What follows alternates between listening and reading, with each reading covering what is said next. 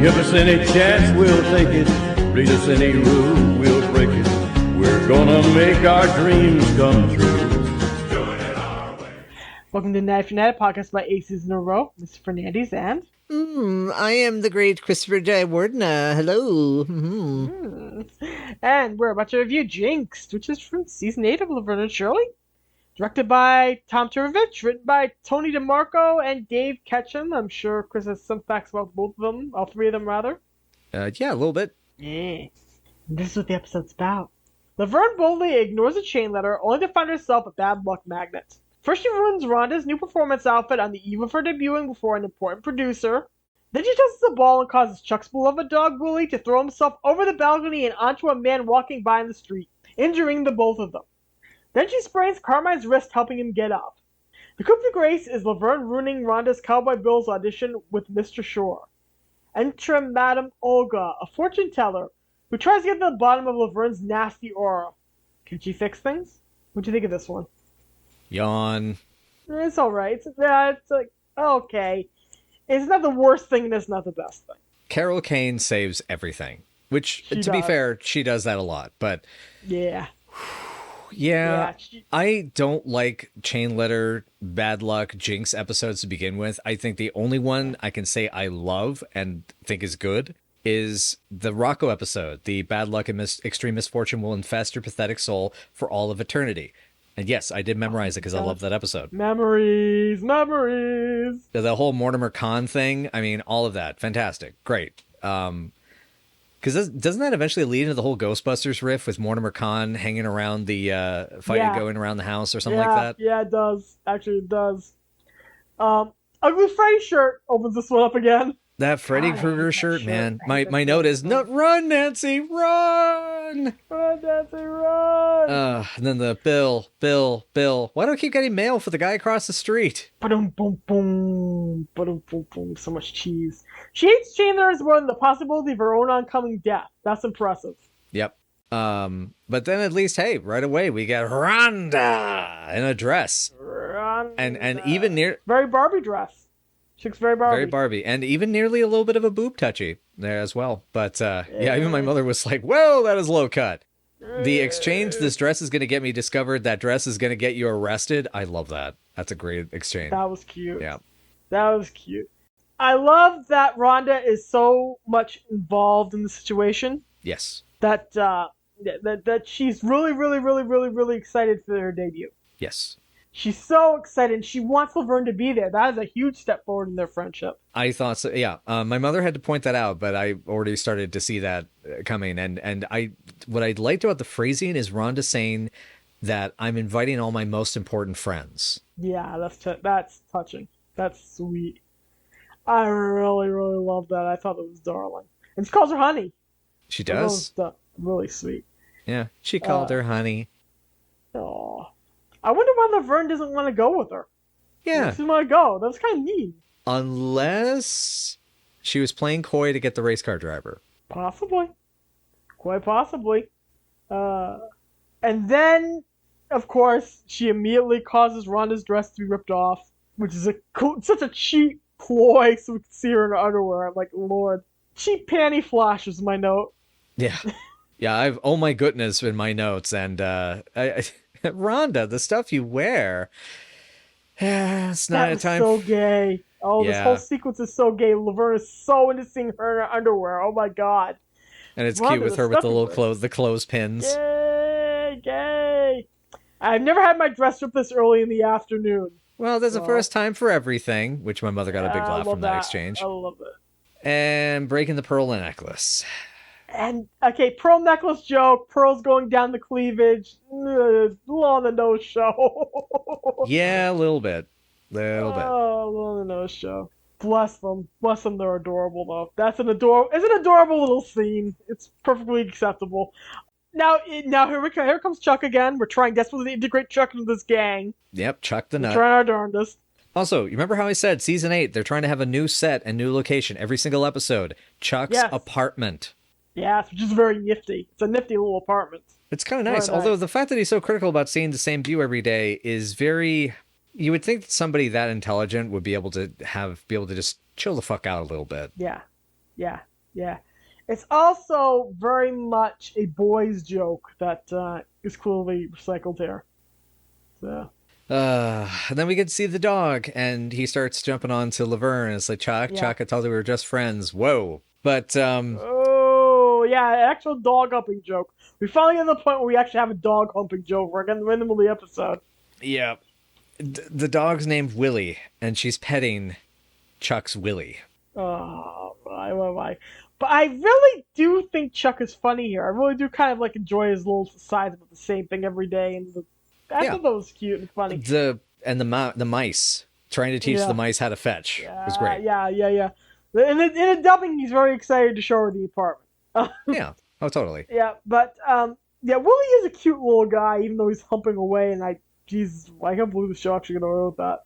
Well, I don't know if it was necessarily hump. I think it's meant to be if your mind's in the gutter, you can see it as humping, but at the very least, he's like sniffing and panting around her. Possibly, yeah. But Since when does drool upset Laverne? Since when has dog drool ever upset Laverne? Never. Dang. Drool, period.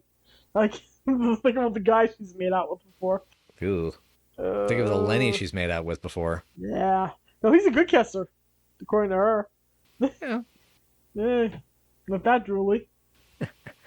But yeah, when he want to see him do a trick and he pulls out the ball to make Willie go fetch, my mother guessed it instantly. She cries out, "Oh no." She looks at me and I could not poker face it. I'm so sorry. Oh no. Your poor mom. Your poor mom. Your poor mom. So she was like on pins and needles for like the entire rest of the scene. Oy vey.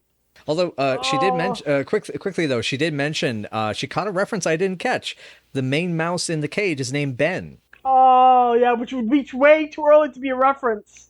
Cultural reference was a lovely reference for the moment. Anyway, also, did you notice what seemed to be a syndication cut? Because there seemed to be like a laugh track audio edit that was a little janky. Oh yeah, you can absolutely tell. You can absolutely tell. Okay. What gets me though is when Laverne throws the ball, and the dog jumps over the top of the balcony, and there's this ridiculous, goofy-like howl of horror.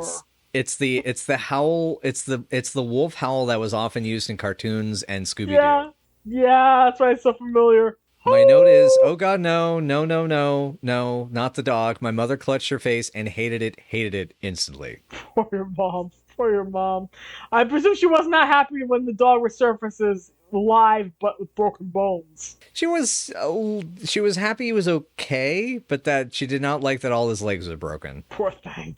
Nobody does. It's like how do you even react to that? It's like, it kind of goes over the line from being funny and ridiculous to being horrifying. When you actually see a dog sitting there with doggy casts on his legs. Yeah. You know how they say, never don't hurt the dog because as soon as you hurt the dog, everybody turns on it. Lady Vengeance. I won't reference the exact context of that scene, but anyone who's seen Lady Vengeance knows exactly what fucking scene I am talking about. Boom. This is a case of, because of the fact they treat this as like an accident, like this incidental comedy, the person who's to blame is the writers, and when the writers lose the audience like that, they messed up. Yep, in my opinion. Yep. Dog murder jokes is my line in all caps. Oh, God. This is a disproven urban legend, by the way, about dogs jumping onto people and crushing them and killing them. They actually made a reference to that in this script. Oh, right. Okay. I just hope the guy he landed on forgives you. God. Yeah, that's not his tail, that's his leg is what really does take it over the border. From being ridiculous funny to being, oh god, this is horrifying. Yeah. Then Carmine just randomly has a sprained arm that he completely forgets about, by the way. And the next time we see him, they completely forget the bandage, so it's so weird. That's right. Yeah, I got to the big finish, little dance number. When it got to the end, I had to do a back somersault. That'll do it. Oh, that wasn't what sprained my arm. What happened? Laverne helped me up. That's figures. Not natural for a man to dress like a pickle. And yes, I am talking to you, all those Pickle Rick cosplayers. I'm talking about you.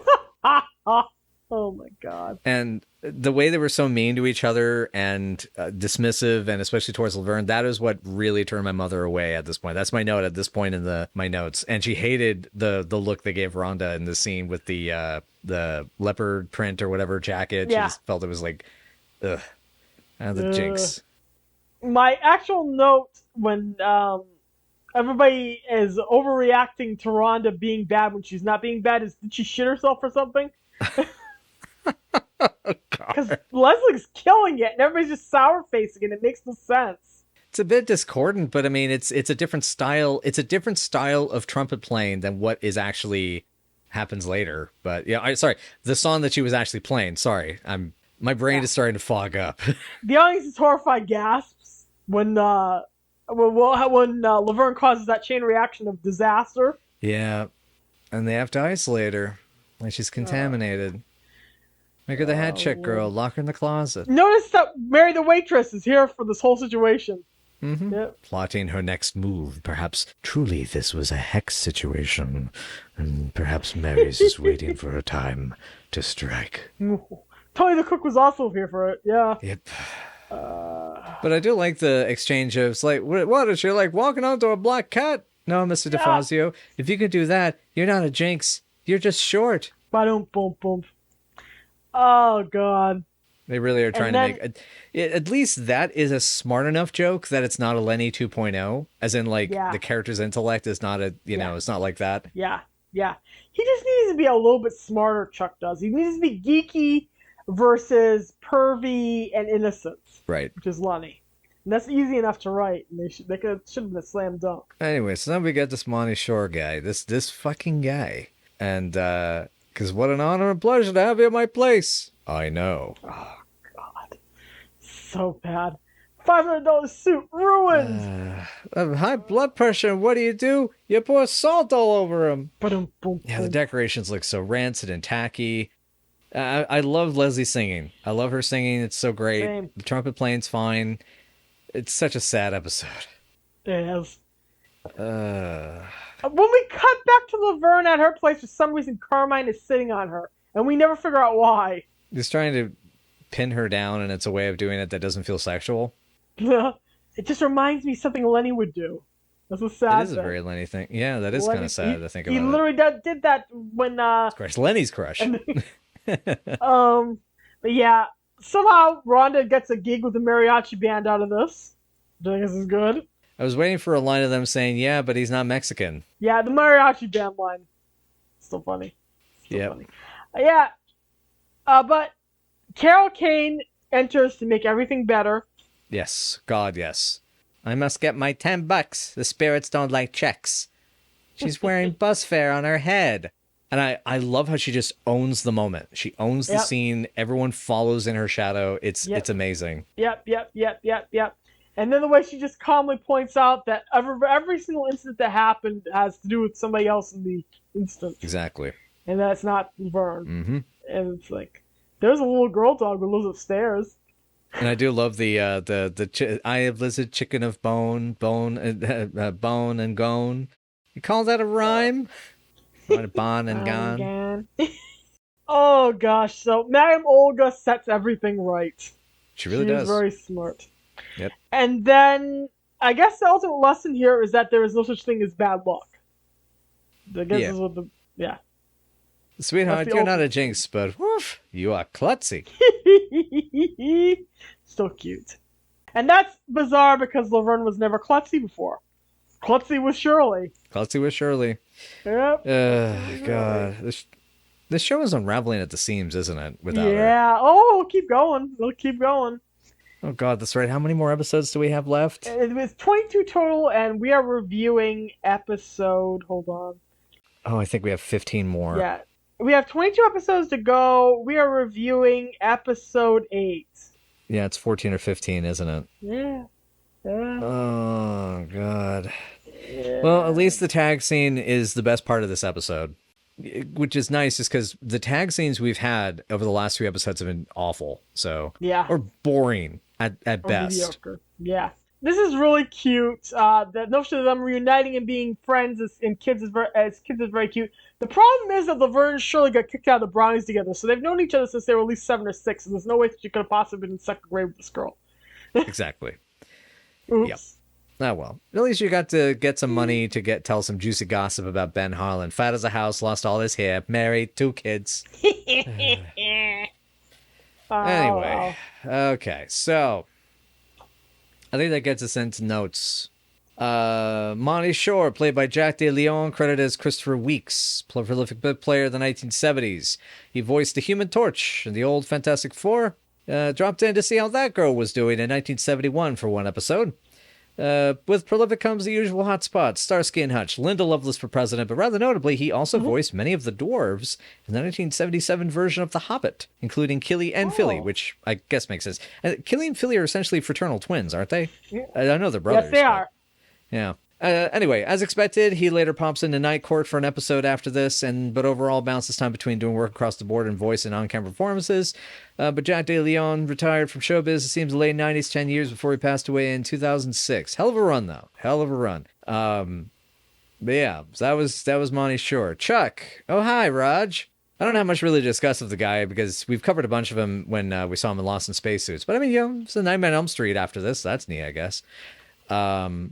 Turbovic, Tom Turbovic, director. Pretty solid directing job on this one. Before we mentioned he'd gotten nominated for some Emmys, but he actually won a Cable Ace Award for the Gary Shandling Show 25th Anniversary Special, which itself was a parody of the Johnny Carson 25th Anniversary Special. Actual award-winning director, Tom Turbovic. So the writers, though, Tony DeMarco and David Ketchum, does it surprise you that the last time we saw these two was on Laverne's Broken Leg? It does. Actually, it's been a long time. And we also talked about them, their previous credits as well, on Bardwell Caper, which they also worked on, and Malibu Mansion.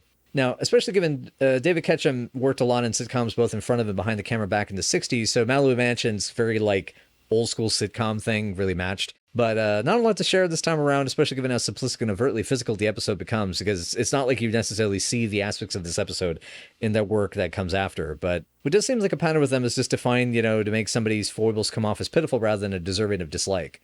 Which, of course, my hatred of the angel and Laverne's Broken Leg notwithstanding. Yeah. Anyway, yeah, that's behind and front of the camera. There's not much else to say. I mean, that my feeling about this episode was that it was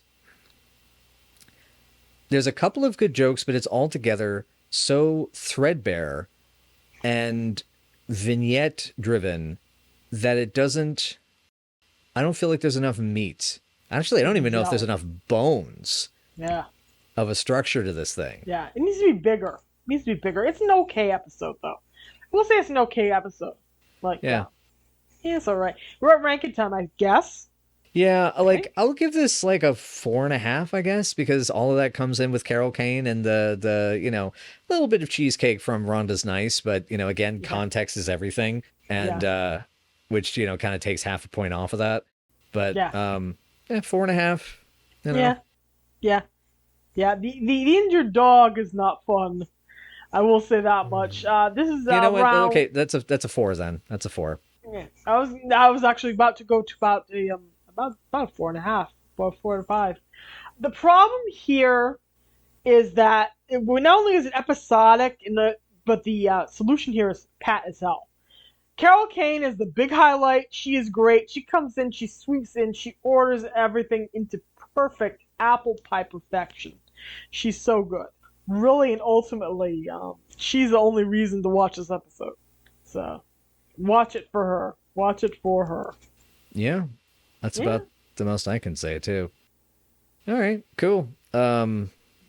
I don't know. It's not much else to say. There's a feeling that this is a filler episode, which it's funny to have a filler episode in what's going to end up being the final season. Yeah?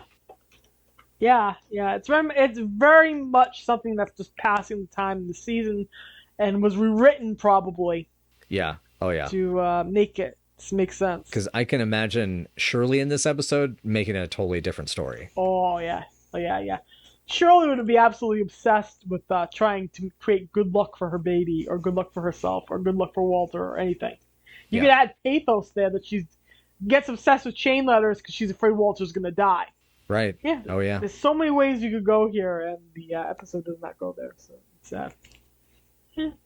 It stinks, but not as bad as other ones. Yeah, it's kind of like when you have meat in the fridge and it's not bad, but you can smell it starting to go, Like the beef's just a little bit oxygenated and but it's not at the point where it bowls you over with the scent. Yeah. All right, cool. All right, if that is all, then I guess we will come back from a quick word from our sponsors and talk about what's coming up next. It's just we'll see what's what, but quick word and we'll be back. Give a little info on what's coming up next. All right, everybody. Thank you again so much for joining us for Night After Night. And if you'd like to know more, you can find us on Twitter at Night After Night PC or Night After Night Pod on Facebook, Tumblr, WordPress, or Patreon, or wherever great podcasts may be found. You also can find us on YouTube, and you can also support us on Patreon, which would be really fantastic and helping to get us our little last-minute little concepts of over the ledge there, the things we want to do. We need to financially support those things. Anywho, though, but anyway, Lisa, honey, hang on, I gotta take this call. Hello? To whom am I squeaking? You might be squeaking to Weezer. Laverne's new beau, Weezer, worries that he's not manly enough for her, especially when he compares himself to the more burly Carmine. As far as Laverne's concerned, he's the bee's knees, but Weezer can't help but feel like a zero when he can't protect her from bullies. Will she convince him he's just fine as he is? This is Of Mice and Men. Cool. See you next time, folks. Bye, y'all. And if you feel like you have bad luck, just look at the world around you. You can't possibly be making things worse than the way they already are. Oh, yeah? Well, hold my beer. Boom, boom. That is a joke, because I don't drink. Ha ha. See you next time, folks. Bye.